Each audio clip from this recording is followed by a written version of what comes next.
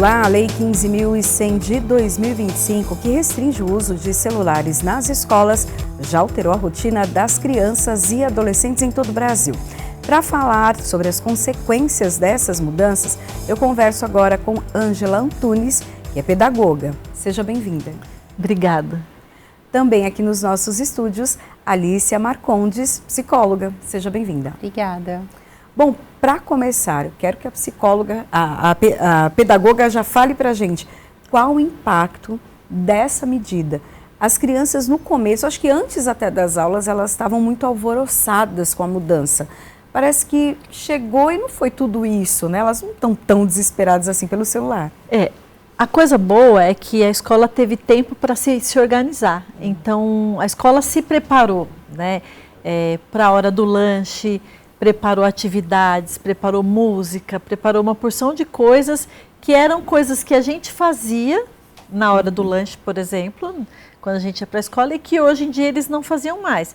Então, eles estão descobrindo as brincadeiras, a conversa entre os amigos, né, as novidades, aquelas coisas, a interação, né, que já não estava tendo mais, estão voltando. Então, assim, alguns falam, nossa, como é legal, ai, ainda bem que eu não trouxe meu celular.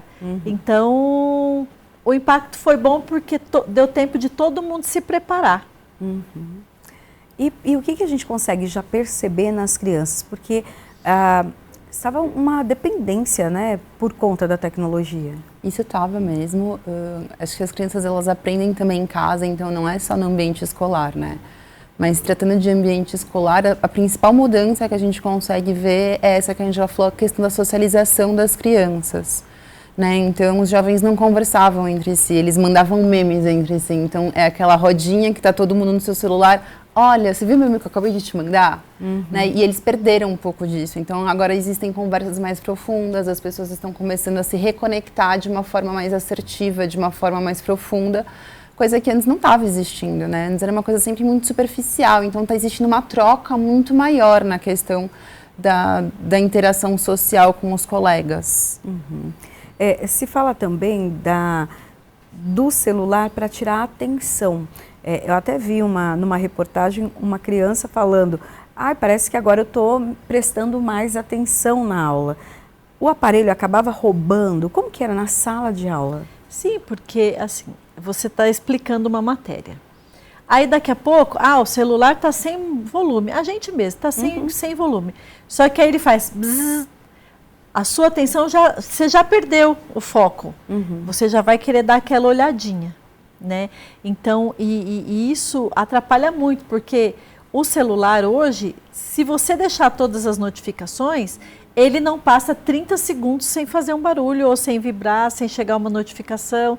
Você imagina numa sala com 30, é um mandando coisa para o outro o tempo todo. E aí ninguém presta atenção em nada. Então, como não tem, deixa eu escutar o que o professor está falando, que é a única coisa que me sobra. Aí algumas pessoas falam assim, mas como objeto educacional, ele funciona? Funciona, mas hoje em dia, a maioria das escolas tem lousa digital.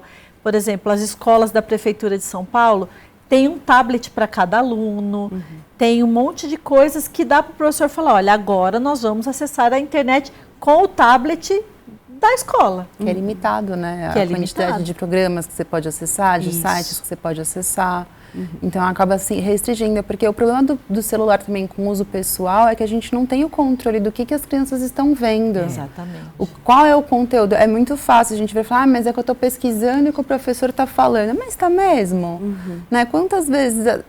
Tudo bem, você começa com essa ideia, mas foi o que a Angela falou, vem a notificação. Você vai deixar a notificação ali de lado? Você não vai deixar a notificação de lado. Você vai querer ver o que está acontecendo para interagir socialmente nas redes. Sim. Então, acaba existindo essa perca da atenção.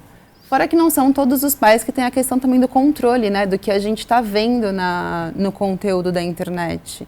E isso acaba prejudicando de uma forma ainda maior a questão do uso, de forma geral, das redes, da internet, da tecnologia. E quando tem os pais que controlam, se o amiguinho não controla, também a gente se confunde aí, né? Eu consigo ter acesso irrestrito do que eu quero. O conteúdo chega da mesma forma, né? Exato. Então, por exemplo, se é o uso do tablet da escola, ele vai acessar o Wi-Fi da escola. E lá naquele Wi-Fi, o firewall bloqueia, por exemplo, aplicativo de mensagem. Bloqueia site indevido, bloqueia site com conteúdo mais pesado. Então, há como controlar, né? Agora, o telefone não. O telefone, ele pega o 3G da ele pessoa, pega o 3G do e faz o que ele quiser. Né? Então, eu acho assim que vai ser um marco na educação agora. A pandemia foi um marco que marcou de uma maneira até negativa, né, por conta das coisas todas que aconteceram. E agora vem um marco para corrigir a pandemia de uma maneira mais positiva. Até mesmo que foi na pandemia, né, que começou que deu esse boom entre os jovens. Porque eu acredito que antes da pandemia, antes desse enclausulamento que a gente ficou em casa, os jovens ainda sabiam brincar, sabiam interagir. E aí, quando veio isso, e a gente pode perceber até em nós adultos, né, esse reflexo. Antes a gente era muito mais adepto a sair mais, a se reunir mais. Eu acho que depois da pandemia deu uma sossegada nessa questão. E para as crianças não foi diferente, né, para os adolescentes. Então, eles ficaram mais intrínsecos nesse mundo virtual. Era onde eles podiam ter aula, era onde eles podiam comunicar com os amigos, se comunicar com os familiares. E eu falo que as crianças, a gente está vivendo... a educação infantil agora são os filhos da pandemia. Né? Então, são crianças que não brincam, eles não conversam, eles não dividem, eles não têm... Eu falo que são planetinhas, são todos os planetinhas assim, separados, orbitando tudo em volta da professora. Eles não se juntam. Então, tem criança que... na creche que vai deitar para a hora do soninho, ele pega a mãozinha, faz assim e fica passando a tela, imaginando que ele está com o celular. Então, é um nível de dependência muito alto para uma criança de 2 anos. E o que gera isso até no desenvolvimento da criança? Porque se ela já começa nesse momento, que é o momento da interação, da troca, do aprendizado, que é tão importante, ela está nesse estágio de deitar e ficar mexendo na mãozinha como verdade, as crianças até os 2 anos, o recomendado é o 0 uso de telas. Sim. Né? Então, não usar telas, porque elas estão numa fase em que elas estão descobrindo as questões sensoriais. Elas estão descobrindo o mundo. O pico de desenvolvimento de uma criança de 0 a 2 anos, 0 a 3 anos, é o maior pico de desenvolvimento que a gente vai ter na nossa vida, assim. Em qualquer fase da nossa vida não atinge esse pico de desenvolvimento. Quando ela começa a ficar muito tempo na tela, ela passa a perder toda e qualquer interação com o meio, toda e qualquer interação com as pessoas, e ela fica naquele mundinho de tela. Né, em que os estímulos chegam de uma forma muito violenta para um cérebro que está em desenvolvimento nessa gama toda, né, de aprendizado que tem nessa idade. A criança acaba não aprendendo a lidar com o tédio, acaba não aprendendo a desenvolver, a não explorar o ambiente, principalmente nessa faixa, né, de 0 a 2 anos. O importante é a questão do explorar. Então, ela perde muito essa questão, ela fica muito entretida na tela. Tem vários vídeos que você vê na internet de crianças quando as telas estão ligadas e quando estão desligadas. Teve um vídeo que me chamou muito a atenção. Era uma criança que ela estava assistindo televisão, aí o cachorro passava com um brinquedo, o cachorro passava com outro, o cachorro pegava o brinquedo dela e a criança não interagia. Ela estava literalmente hipnotizada. E quando a mãe desliga a tela, ela fica um pouco incomodada, mas logo quando ela aceita essa ideia da tela desligada, ela começa a interagir com o cachorro. Ela pega o que o cachorro está pegando, ela briga com o cachorro quando o cachorro pega o brinquedo dela. Então é isso, né? Essa falta de interação com o meio acaba prejudicando muito o desenvolvimento do cérebro. Tem estudos que mostram que 1 hora de tela para criança é o equivalente a um tiro de cocaína. Meu Deus. Então, a quantidade de dopamina, a quantidade de adrenalina, a quantidade de neurotransmissores que vão se formando nesse cérebro é muito grande. Aí, até a senhora comentou, né, que a educação infantil agora é formada pelas crianças pós-pandemia, né, ou pandemia, enfim. Como também trabalhar isso? Porque a gente tem a questão de casa, né, de realmente restringir, ter todos os cuidados ali, também ser exemplo, porque a criança não deve ficar com o celular fazendo isso para dormir. No mínimo, ela vê pessoas fazendo isso, né? Os pais ali... Muitos ficam. Não é? Muitos As crianças também, pequenininhas. Tem criança de 3 anos que tem o próprio celular. Meu. E eu trabalho numa zona de extrema vulnerabilidade. E lá eu encontro casos de criança de 2, 3 anos que tem o próprio celular. Se você vier para os bairros mais abastados da cidade, é um fato. Eles vão para a escola com o próprio celular. E não é um celularzinho ruim, não. É um celular bom. É um iPhone, né? É um iPhone, é um... Além dos celulares, tem o tablet em casa. É. Sim. Então, é aquela coisa assim, a educação infantil agora está fazendo o caminho inverso, porque a gente parava de brincar em casa e ia para a escola. Agora eles saem de casa e vão brincar na escola, porque a educação infantil agora é brincar. Nós tivemos agora em janeiro o recreio nas férias, né? E no primeiro dia de piscina, a minha sala parecia o SAMU. Porque era pé ralado, era boca que bateu no chão, tropeçou não sei aonde, porque não sabe correr. Você já viu criança que não sabe correr? Criança que não sabe brincar. Então, assim, eles não sabem. Então, agora eles vão ter que ir para a escola aprender a brincar. Porque nessa idade, como ela disse, tudo o que a gente faz na vida adulta, nós aprendemos de 0 a 2, de 0 a 4 anos. Tudo. Partilhar, conversar, socializar, dividir, agrupar, tudo a gente aprende nessa fase da vida. Depois você só aprimora. Então, dificilmente uma criança que passou dessa fase dos 4 anos sem ter interação, dificilmente ela vai ser um adulto que vai aprender isso. Ele vai sofrer muito para aprender isso. É porque a gente ainda não consegue ver o reflexo, né? Por conta do tempo, né? Tem pouco tempo da pandemia para cá. As crianças estão aí com seus 4, 5 anos, isso. né? Por isso que começou esse movimento dentro da escola, porque começou a refletir.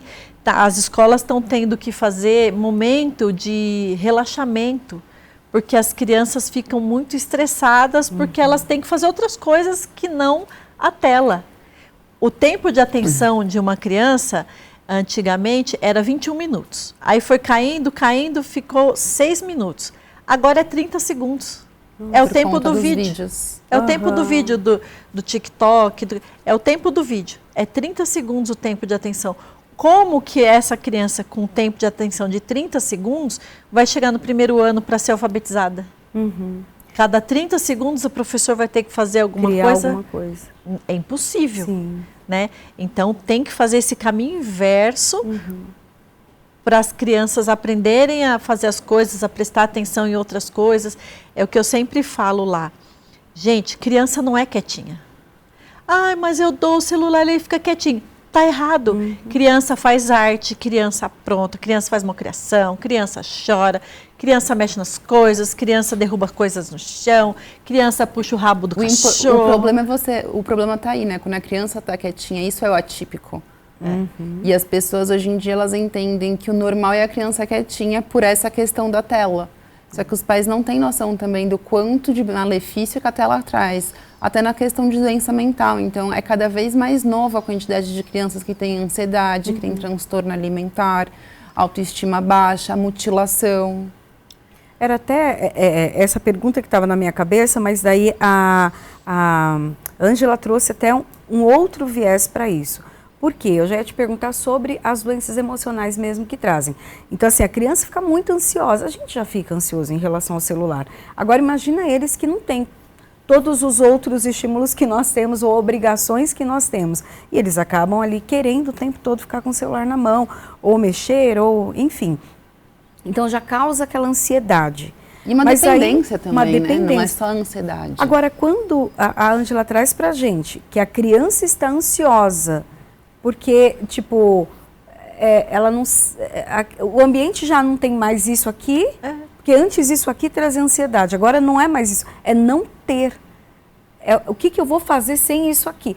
Isso As crianças não sabem lidar com o tédio hoje em dia, né? E é necessário para a criança, para o desenvolvimento criativo, para a questão da fantasia, para a questão de lidar com os problemas, de solução de problema, que a criança lide com o tédio. E o que acontece hoje em dia? A criança está entediada, ela começa a fazer muito barulho, toma a tela. Aí os pais têm a paz, né? A criança fica de fato quieta, porque ela está hipnotizada por aquilo ali. A partir do momento em que ela perde essa oportunidade de lidar com o tédio, ela não aprende a autorregulação, ela não aprende a criar, ela não aprende a socializar, ela deixa de ter vários aprendizados por estar ali hipnotizada. Para os pais é muito fácil. Eu sou mãe de uma criança de 1 ano e 10 meses e, de fato, né, eu não dou tela para ele porque eu sei desses malefícios, mas eu conheço mães que dão e eu falo, cara, é tão prático, né? É tão fácil.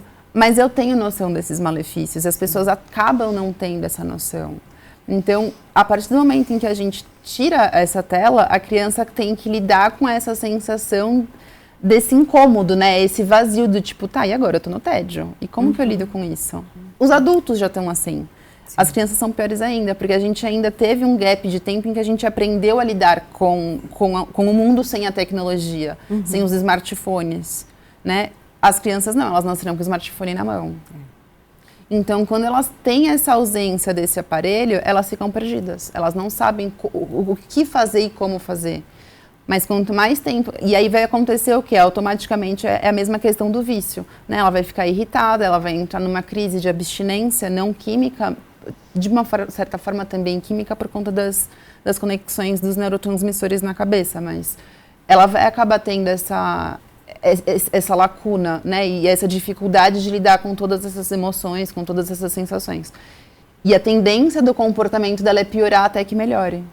Então, ela vai fazer os escândalos, ela vai gritar, ela vai ficar irritada, ela vai fazer birra. Exatamente. Eu não gosto muito do termo birra, porque a birra, na verdade, é a forma com que a criança aprende a regulação emocional, né? A gente tende a olhar de uma forma, de um viés muito crítico para a birra. Mas, exatamente, ela vai fazer a famosa birra, né? E aí os pais tendem a não suportar e entender que é mais fácil de novo. Mas a partir do momento em que ela consegue ultrapassar esse momento dessa birra, que é a regulação emocional dela, ela vai buscar formas de se distrair. Porque é natural da criança buscar essas formas de se distrair. E hoje em dia as crianças não brincam mais de faz de conta. E é muito importante o faz de conta para a educação das crianças, para o entendimento das crianças do mundo. Para a criatividade. Sim. Né? Hoje em dia está na moda, a Alicia depois fala, a educação respeitosa. Só que estão desvirtuando a educação respeitosa. É maravilhosa. Até explica para a gente, porque assim, em casa olha, não ouviu filho, falar essa... chegou a hora de tomar banho. Ah, mas eu queria fazer isso aqui primeiro. Tá bom, você tem 10 minutos, depois você... Ok. É a não palmada, é a conversa. Só que estão desvirtuando isso para uma educação permissiva.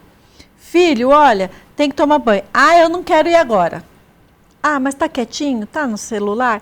Deixa ele, depois ele toma. E às vezes a criança está 2 dias sem tomar banho, porque a mãe não consegue falar, você vai agora.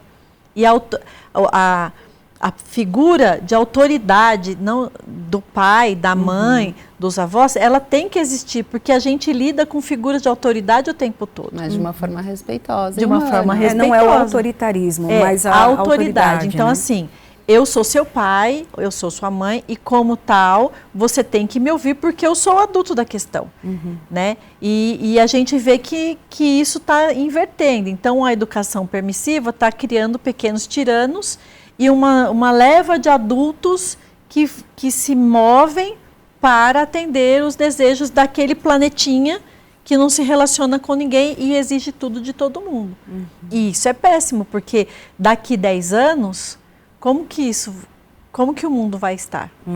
A questão da educação respeitosa entra muito no sentido de que eu tenho que entender que a minha criança é um ser com vontades e necessidades. Só que eu também tenho que mediar isso e equilibrar isso com os cuidados necessários para eu ter com essa criança. Então, o que acontece? Rolou até uma trend há um tempo atrás, satirizando, né, a questão da educação respeitosa com aquela coisa. Você quer isso ou você é aquilo? Você quer isso ou você quer aquilo? Mas por quê? Na educação respeitosa existe uma negociação. É claro que a criança... Porque é muito comum na educação autoritária em que a gente vira e fala assim, daqui 5 minutos você vai tomar banho. Foi o combinado. Não houve uma contrapartida da criança. Né? E é que muitas vezes eu coloco para os pais, se você está assistindo o seu jornal, a sua novela, a tua série, o que você estiver assistindo na televisão, e alguém chegar e desligar e falar, tá na hora do banho, como que você vai se sentir?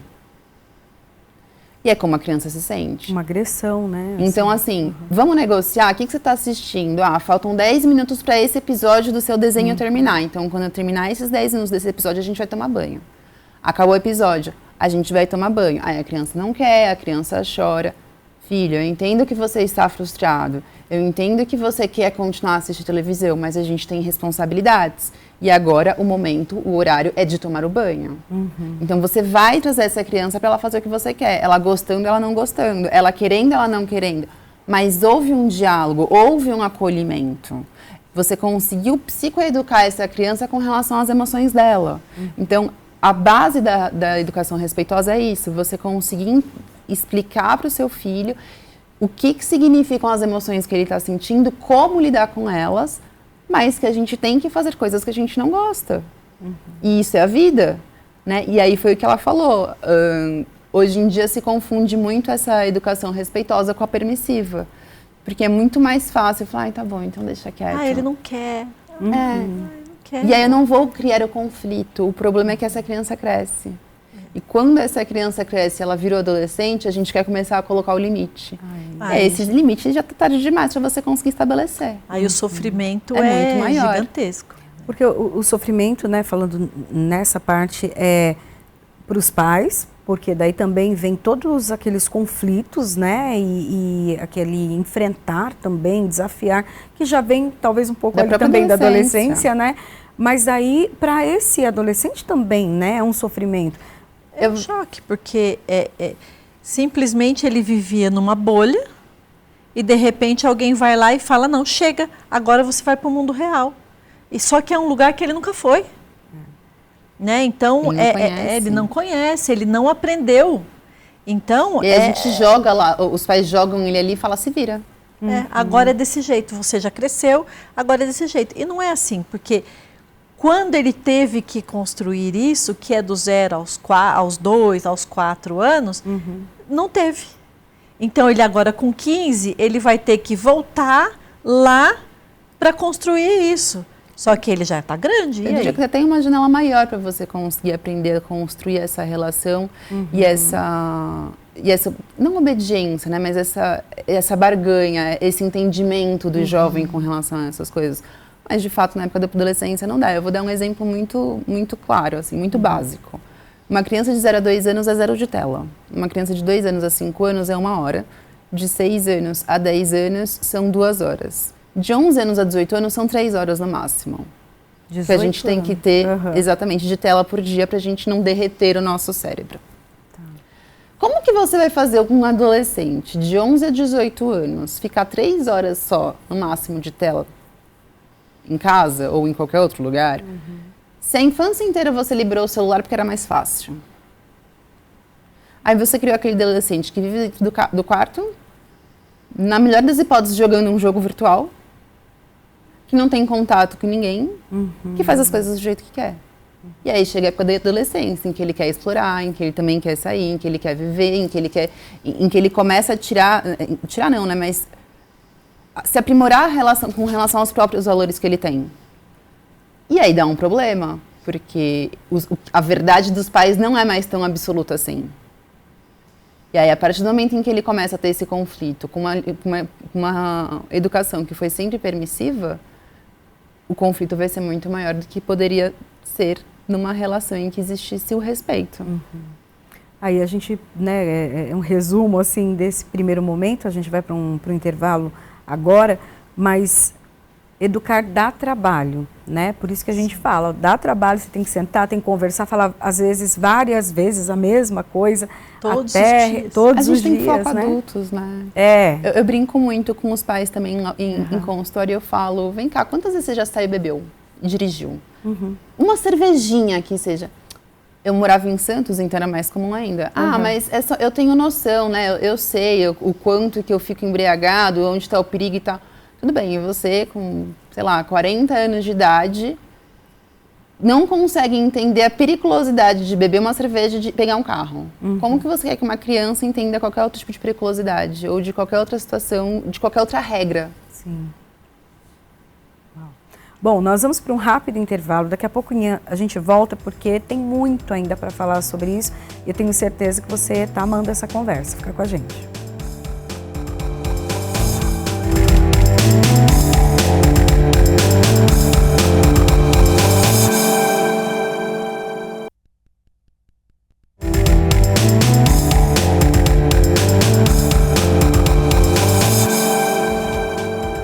Estamos de volta com a Lespe Cidadania, hoje falando da restrição do uso de aparelhos celulares dentro das escolas e já o reflexo de tudo isso. Para essa conversa eu tenho aqui nos nossos estúdios Ângela Antunes, que é pedagoga, e também Alícia Marcondes, psicóloga.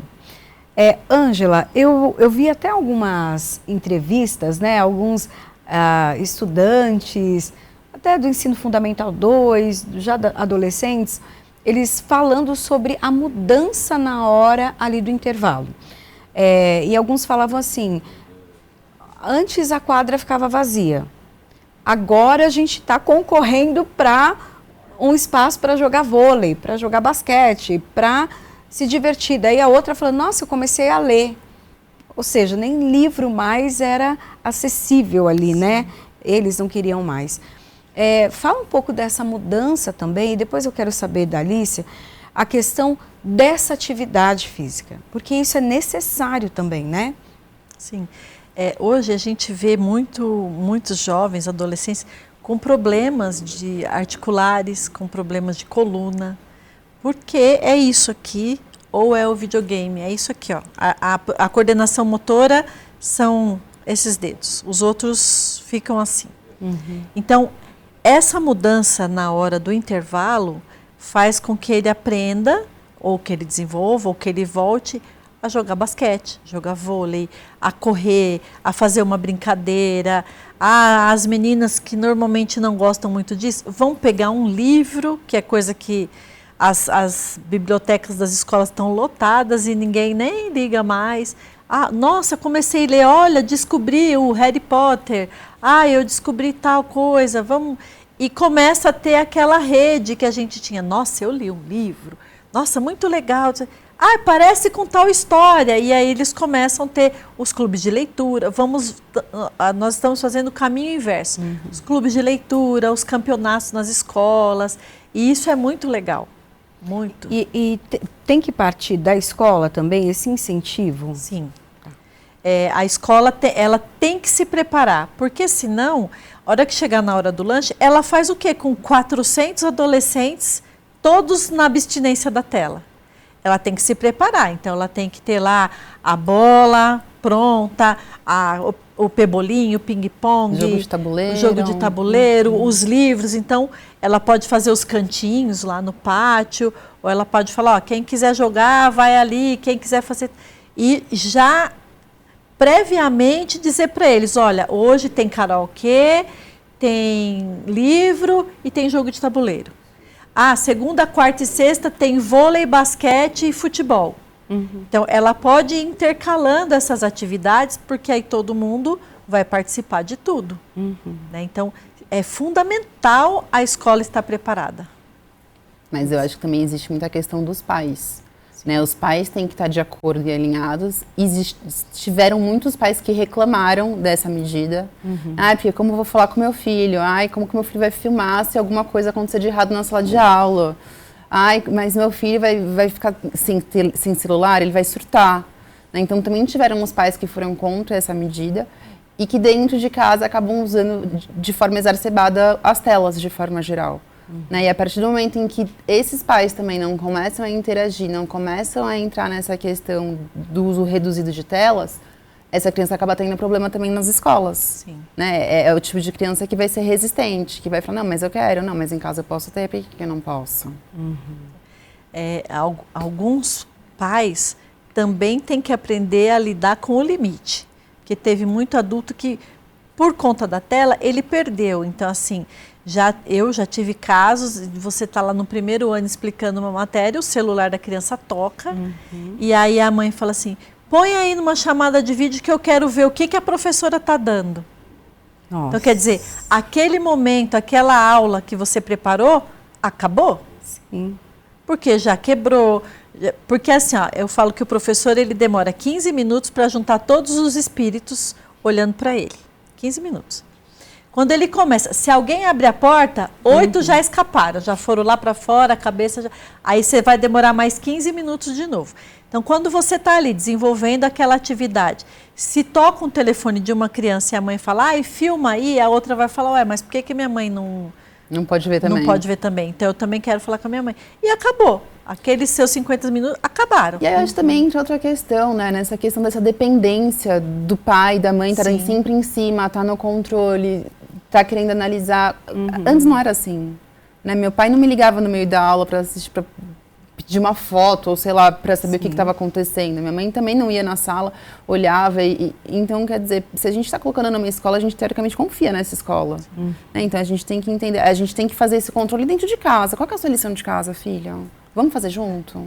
Aí a lição de casa fala, ai, a professora tinha que mandar lição? Exatamente. Aí é o castigo para os pais. Né?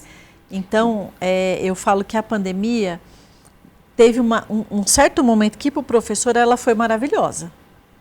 Porque, assim, às vezes a gente chamava, falava assim, mãe, olha, o seu filho está com dificuldade, ou o seu filho está rebelde, ele está pronto. Não, meu filho não faz isso. Meu filho é maravilhoso. Meu filho é maravilhoso, nossa, em casa ele não dá um pingo de trabalho. Quando teve a pandemia, o que aconteceu? Estávamos todos em casa. E aí que não dava um pingo de trabalho. Tinha mãe que ligava desesperada, professora, pelo amor de Deus, como que você aguenta? Eu falo, ele e mais 29. Porque a média da escola pública, 30 alunos em sala, mais ou menos por aí. Eu falava assim, então, tem ele mais 29. Como que você aguenta? Então, aí é aquela coisa, nem sempre é a professora que é preguiçosa, nem sempre é a professora que não deu a matéria, nem sempre é. Às vezes pode acontecer, claro, pode acontecer, como acontece em todo lugar. E qualquer profissão. Em qualquer profissão. Mas, às vezes, é a criança que não estava bem, aquele dia ela estava com preguiça, a gente tem dia que você fala assim, hoje não rendeu nada. E assim, o professor não é inimigo de ninguém. E nem o psicólogo vai falar, olha, seu filho é doido. Não é, isso já acabou, já foi.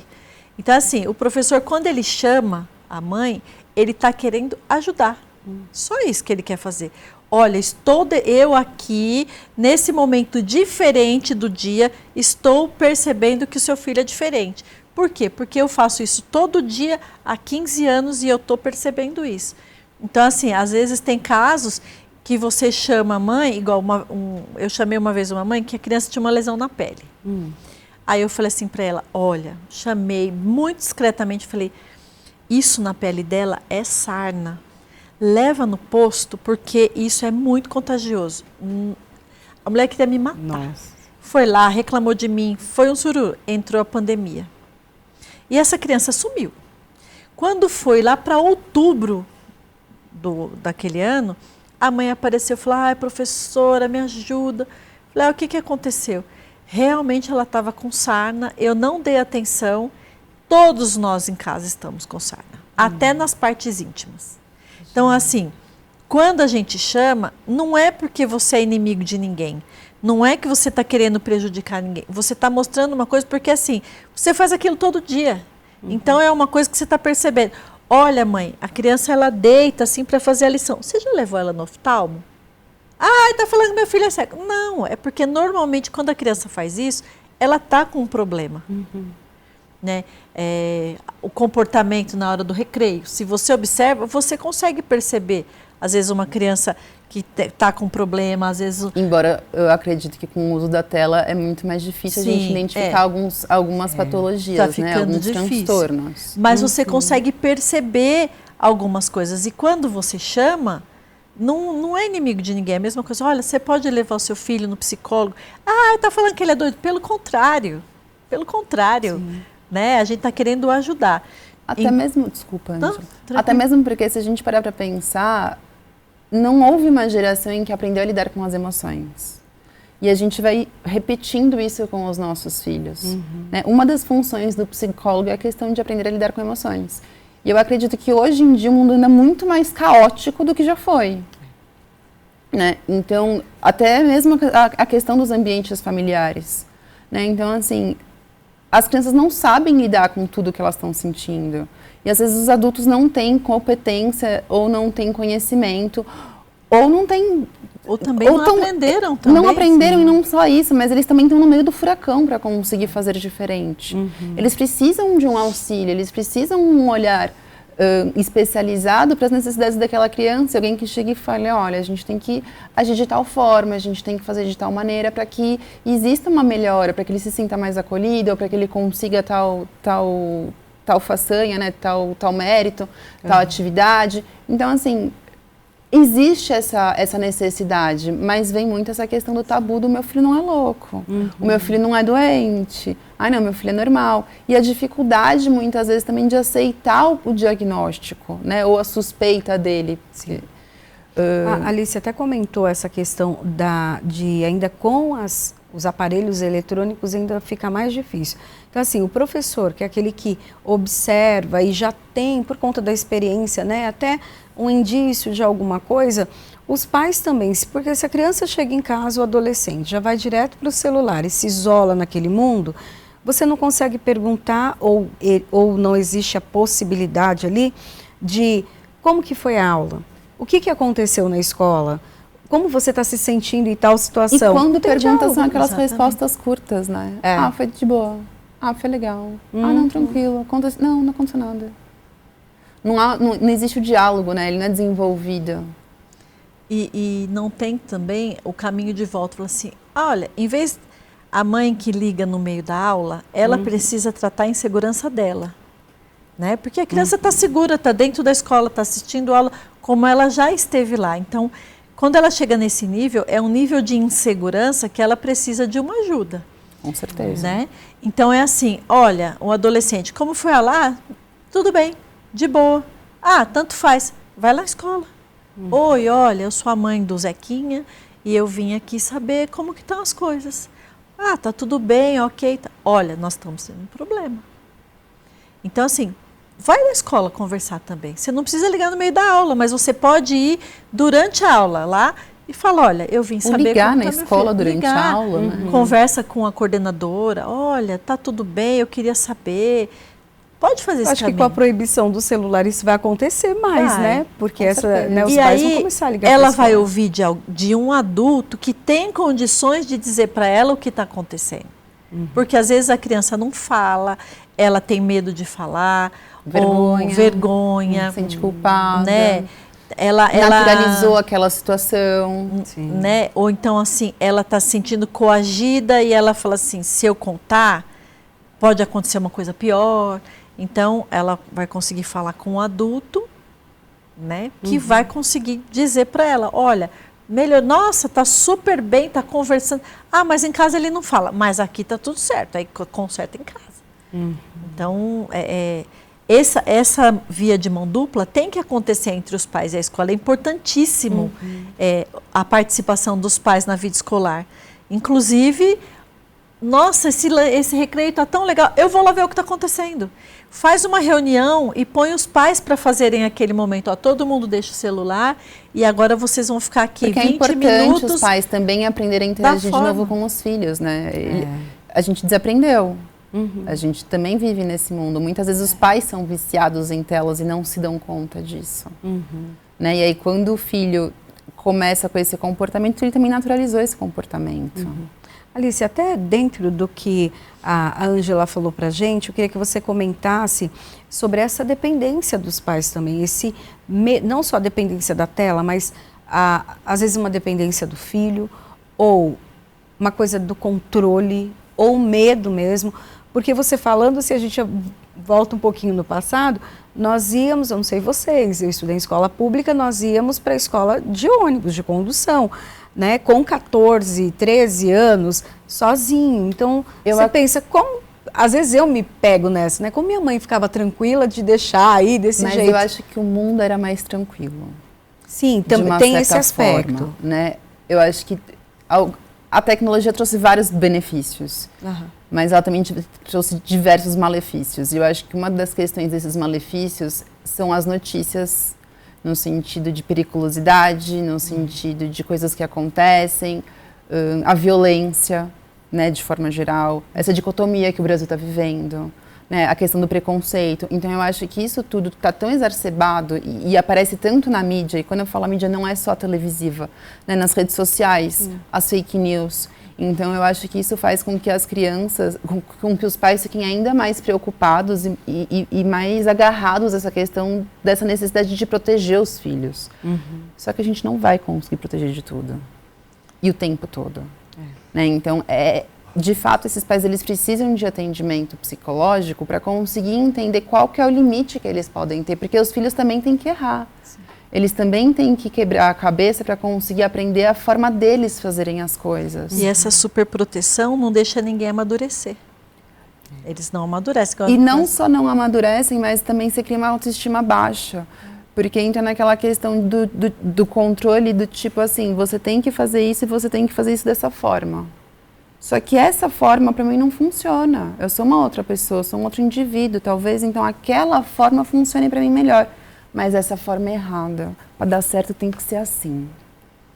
Né? E aí a gente entra de novo nessa questão desse controle, nessa questão dessa necessidade de proteger. Porque se ele fizer diferente do que eu estou imaginando, vai ser uma catástrofe.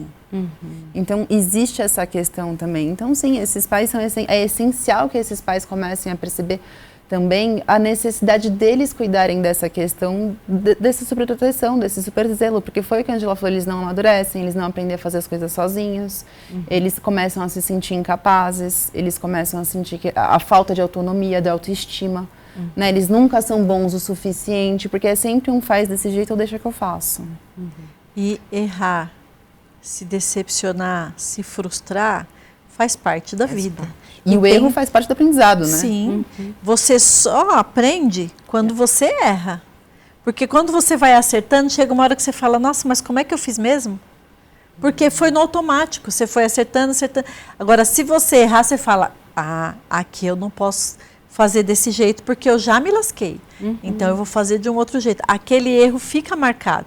Então, é o erro não como forma de punição, mas como forma de aprendizado. Né? Na nossa época, a avaliação era, vou mostrar para você o quanto você não sabe. Né? E não precisa ser desse jeito. A avaliação tem que ser, eu quero saber de você tudo o que você aprendeu. Isso aqui você errou, mas não faz mal, você me mostrou tudo isso que você sabe. Então, usar o erro, a mesma coisa, de um ponto de vista diferente, mas ele tem que existir, senão a gente não aprende.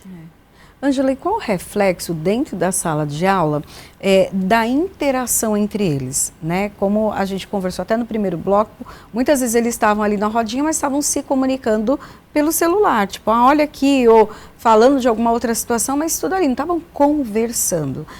O que hoje já dá para perceber na sala de aula? Tem diferença? Muita, muita. Um exemplo bem prático. O IDEB caiu de uma maneira geral. Por quê? Porque a alfabetização é feita no mínimo em duplas. Numa sala, eu sou professora alfabetizadora, numa sala de alfabetização, eles estão no mínimo sentados em duplas. Só que se eu estou com a minha dupla e a gente não interage, eu não aprendo nada e ela também não. A gente vai ficar dependendo sempre da teoria da professora. E às vezes, uma coisinha que eu faço ela entender. É a forma diferente de fazer. Os diferentes agrupamentos. Então, a gente faz lá as testagens das crianças. Então, tem uma na alfabetização que ela escreve só com sílabas. E a outra só com vogais. A mesma palavra. Então, se eu falo lá... formiga, essa daqui vai pôr O, I, A. E essa aqui vai pôr F, M, G. Só que eu coloco elas para sentarem juntas. E elas vão ter que escrever formiga. E aí, quem está certo? E elas vão ter que ir negociando e comparando com os outros modelos, porque a gente aprende na comparação. E aí vão chegar num consenso que precisa das duas formas para escrever corretamente a palavra. E é nessa hora que acontece a aprendizagem. Então, se a gente não interage, a gente sofre muito mais para aprender. Porque eu vou ter que... A tentativa e erro é muito mais necessário, muito mais tempo necessário para isso do que se eu estiver em dupla, se eu estiver interagindo, se eu estiver aqui com a minha colega. Nós duas não sabemos, mas a gente pode perguntar para você. Porque entra o exemplo, né? Entra o exemplo. Mas eu pus aqui, para escrever formiga, eu pus o F, o O, o I, o G e o A. Ué, mas... E agora? Ela coloca as duas, mas está faltando uma que eu coloquei e vamos pensar. Aí a professora vem e causa aquela reflexão em cima. Então, você vai ver, a gente ainda vai falar no próximo ano, quando saírem os índices do IDEB, das séries iniciais, você vai ver a mudança que vai ter. De todas as séries, mas as iniciais vão ser muito diferentes.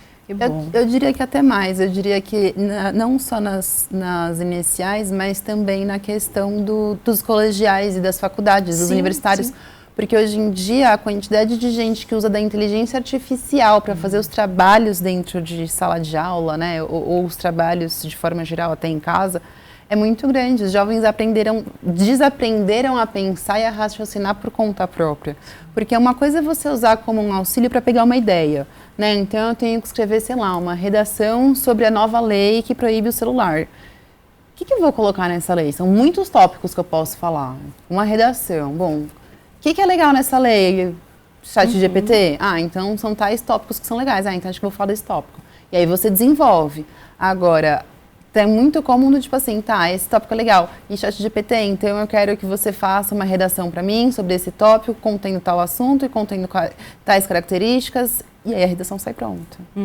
E muitas vezes eles nem leem a redação que ficou pronta. E ainda vem com aquele para mais informações, para dialogar melhor, peça mais a informação aqui, né? Detalhe ali.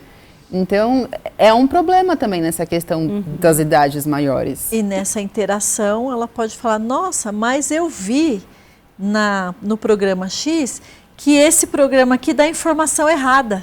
É inteligência artificial, mas ele ainda está errando as informações. Opa, então peraí, vamos ver o que eu escrevi aqui e, você errou, essa informação aqui está errada porque eu vi em tal lugar. Né? Então, se tem a interação, até esse questionamento a respeito até que ponto a inteligência artificial que chega é tão inteligente assim. Né? Emocionalmente, o que pode gerar já no adulto, né? Depois então de passar por essas fases e não ter a interação? Porque ninguém vive sozinho e tem um porquê para isso, né? Ansiedade, depressão, isolamento social, automutilação, né? Padrões inatingíveis de beleza, de magreza e em outras coisas. É muito comum que isso aconteça hoje em dia. O jovem está tão bitolado na questão do influencer que ele segue, do ser como influencer, né? De fazer... É a famosa coisa, a meritocracia é maravilhosa, né? Mas falou o filho do empresário rico. E aí quando você vê um jovem da periferia querendo chegar onde o filho do empresário rico chegou, ele não vai chegar tão fácil. Né? Ele não vai sair da faculdade, o estágio dele não vai ser já num posto de cargo alto. E aí ele começa a se sentir incapaz, ele começa a sentir que ele não é bom o suficiente. Isso já vai começar a minar essa autoestima de uma forma geral. É aquela jovem que tá num sobrepeso, né, e quer ser magra que nem as influencers que são super magras, usando 34, 36, mas não é um biotipo do corpo dela. Então ela vai começar a fazer dietas malucas, exercícios de uma forma incessante para conseguir chegar naquele padrão que não é o biotipo dela. Né, os filtros nas redes sociais, quantas pessoas hoje em dia não enchem o rosto de harmonização facial para ficar cada vez mais parecido com os filtros, né, o natural. Então, assim, existem várias questões e as pessoas que não têm poder aquisitivo para isso, ou que de N formas, né, não conseguem de alguma forma chegar nesse patamar, elas automaticamente vão se depreciar. né? Elas não são suficientes, vão ver a questão da depressão, a questão da ansiedade, porque a partir do momento em que eu estou rodando o feed de notícias do Instagram, do TikTok, o meu cérebro está fabricando um monte de dopamina. A partir do momento em que eu paro de rodar esse feed, falta, né? Começa a existir uma carência ali de dopamina. E aí começa a vir a questão da ansiedade. A gente já não tem mais tempo de esperar as coisas, é tudo de imediato.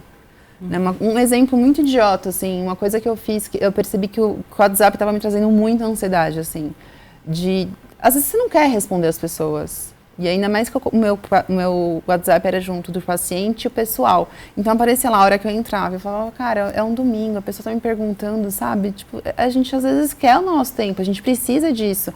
A gente não tem que viver o tempo inteiro trabalhando. E aí eu percebia que, aquilo ali me causava uma ansiedade, porque a pessoa vai ver que eu entrei, vai ver que eu não respondi, vai achar que foi pouco caso, e não é, mas eu tô na praia agora, né? Eu tô tomando uma cerveja com as minhas amigas. Eu não posso parar para responder aquilo ali, não é nem ético da minha parte. E aí o que eu fiz? Eu desativei tudo. Eu desativei o azul, eu desativei o horário, o último horário que entra. Me trouxe uma paz e para os meus pacientes eu comecei a relatar isso. E essa mesma paz eles começaram a ter quando eles fizeram a mesma coisa. Né? Então é um pouco disso. A tecnologia ela dá essa sensação de imediato. Tudo é para ontem, tudo é para agora. A gente não tem esse tempo de esperar. E a ansiedade vai vir em cima disso também. Bom, gente, o nosso tempo acabou aqui. A conversa foi muito boa, muito produtiva. E eu acho que o ano que vem, né, daqui a um ano a gente vai conseguir ver os grandes resultados disso. Né? Já vamos marcar, então, um programa para o ano que vem, nessa mesma época, para poder falar dos efeitos, né? Já ali no papel, nas pesquisas mesmo. Eu quero agradecer muito a participação da Ângela Antunes, que é pedagoga. Muito obrigada. Pode deixar um recadinho final. Bom, gente, é assim, as telas são ótimas, mas são ruins. Qualquer dúvida, vá à escola, converse com a coordenação, converse com a professora e confia. O professor não é inimigo de ninguém. Ele está ali para somar, para crescer, para trazer sua criança. Então, quando ele falar alguma coisa, mesmo que você não gosta, vai para casa, pensa um pouquinho, observa, depois você volta, se precisar, faz uma nova conversa. Mas confia. E criança se suja, criança cai, criança bate a cabeça, criança faz birra, criança se machuca, criança faz melequeira, criança risca a parede. Isso é criança. Tá quietinho, ou tá doente, ou tem alguma coisa errada. É isso. Obrigada. Também agradeço a participação da Alicia Marcondes, psicóloga. Obrigada. Obrigada. Também as considerações. Eu queria dar um recado, né? Acho que tem duas mensagens aí. É importante que os pais comecem a fiscalizar e ver o conteúdo dos filhos e, de uma certa forma, se desligar um pouco, né, do celular para ter um momento de qualidade com os filhos de forma geral. Seja jogando bola, seja conversando, com um jogo de tabuleiro, mas criar um ambiente familiar em que haja uma interação de forma geral. E que eles também se informem do conteúdo do que os filhos estão assistindo, o que é interessante essas crianças assistirem ou não. Porque é muito comum que os pais não saibam, não se atentem à idade do programa que eles estão assistindo ou a quantidade de estímulos que tem e começar a pesquisar a quantidade de programas e de vídeos no YouTube, aplicativos que tem, em que a tecnologia acaba sendo benéfica para a criança, estimulando a criatividade, estimulando o movimento. Então, a criança precisa ficar na tela, você precisa de um tempo. Busca esse tipo de vídeo em que a criança vai ter uma interação com a tela de uma forma funcional, de uma forma que exista um benefício para ela. Obrigada. Bom, a Alesp Cidadania fica por aqui. A gente se encontra na programação da Rede Alesp. Até o próximo programa. Tchau, tchau.